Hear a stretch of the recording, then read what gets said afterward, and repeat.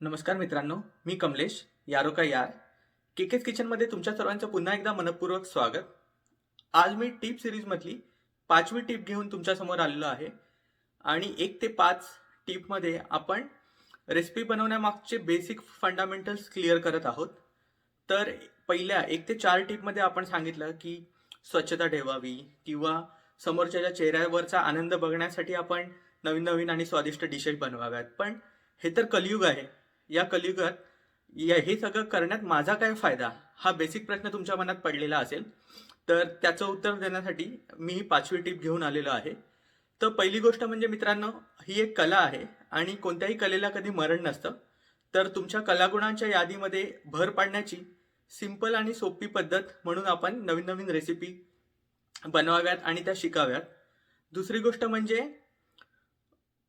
जेव्हा तुमच्या डिशची स्तुती होते तेव्हा नकळत तुमची स्तुती होत असते. तर या कलियुगात एक तर कोण कोणाची स्तुती करत नाही आणि दुसऱ्यांकडून आपली स्तुती करून घेण्याचा सिंपल आणि सोपा उपाय म्हणून तुम्ही नवीन नवीन डिशेस बनवाव्यात, त्या सादर कराव्यात, लोकांकडून आपली स्तुती ऐकून घ्यावी. आणि तिसरी गोष्ट म्हणजे काही गोष्टी फक्त स्वतःच्या मनाच्या शांतीसाठी, आपल्याला स्वतःला आनंद होतोय यासाठी कराव्यात असं म्हणतात ना. तर त्यातली एक गोष्ट म्हणजे नवीन नवीन डिशेस बनवणं. तर तुम्ही स्वतःच्या आनंदासाठी ही गोष्ट करा. त्या अशा रीतीने तुम्ही तुमचे 100% देऊ शकता आणि नवीन नवीन डिशेस करून तुम्ही नवीन नवीन म्हणजे इनोव्हेशन करू शकता त्यामध्ये. तर तुम्ही तुमच्या मेंदूला सुद्धा चालना देऊ शकता त्या मार्गे. तर मी या पहिल्या 5 सिरीजमध्ये अशी अशी अपेक्षा करतो की बेसिक फंडे क्लिअर केलेले आहेत की आपण का करावं. हे सगळं जे आपण म्हणतोय लोकांना आनंद बिनंद, हे सगळं आपण का करावं आणि कसं करावं. कारण जर तुम्ही यूट्यूबवरचे व्हिडिओ बघितले असतील तर कसं मिरची कापावी, कुठे हळद वापरावी, हे ते, हे तर तुम्हाला ह्या टिप्स अवेलेबल आहेतच आणि आम्ही पुढे देऊ.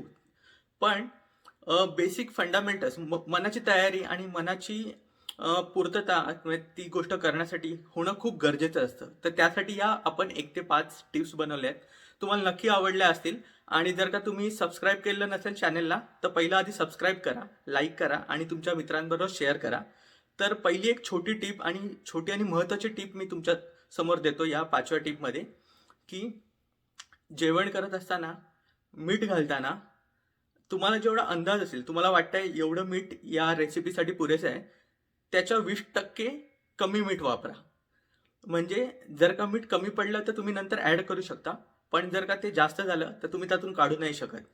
तर ही खूप महत्त्वाची टिप आहे आणि या टिपची मी सांगता करतो. अ, कोणीतरी म्हटलं आहे ना, की प्रत्येक माणसाच्या हृदयाकडे जाण्याचा एक मार्ग त्याच्या पोटातून जातो. ते खरं आहे.